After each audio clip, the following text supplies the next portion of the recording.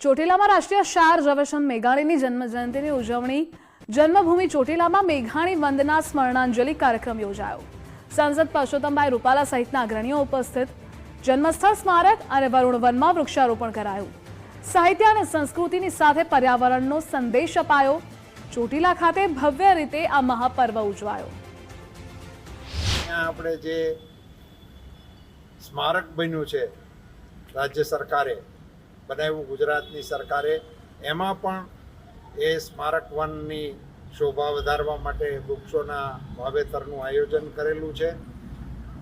આજના દિવસે આ સમગ્ર કાર્યક્રમની અંદર ચોટીલા નગર પંચાયતના માનનીય પ્રમુખશ્રી, અમારા અહીંના આગેવાનો મેરુભાઈ અને એમની બધી ટીમ, મુરબ્બીશ્રી અભયસિંહભાઈ અને અન્ય સૌ ગણમાન્ય લોકોની ઉપસ્થિતિમાં એ પવિત્ર પથ ઉપર પણ જવાનું થયું અને સ્મારકને પણ નિહાળવાનો અવસર મળ્યો।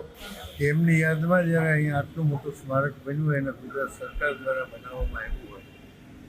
મેઘાણીજી પોતાની જાતને એમ કહેતા, હું પહાડનો બાળક, માં ચામુંડાના પર્વતની તળેટીમાં જેને જન્મ ધારણ કર્યો, કંકુ વર્ણી ભૂમકા ધરતી લાપડિયાળ, આવા નર પટાદર નીકળે એ પણ જેવો પાંચાળની ભૂમિમાં જન્મ લઈ અને વિશ્વભરમાં વસતા ગુજરાતીઓના હૈયામાં વસતા મેઘાણીજી માટે રાષ્ટ્રીય શાયર ઝવેરચંદ મેઘાણીજીની 130મી જન્મજયંતિ છે ને એ નિમિત્તે આજે અહીંયા વૃક્ષારોપણ કરવામાં આવ્યું છે અને વૃક્ષારોપણ આપણા પરસોત્તમભાઈ રૂપાલા એમના હસ્તકે થયું છે। એમની હાજરી હતી અહીંયા અને એમને આખું મ્યુઝિયમ જોયું અને એમને ખૂબ બિરદાવ્યું છે કે બહુ સરસ આ મ્યુઝિયમના અહીંયા કામ થયું છે।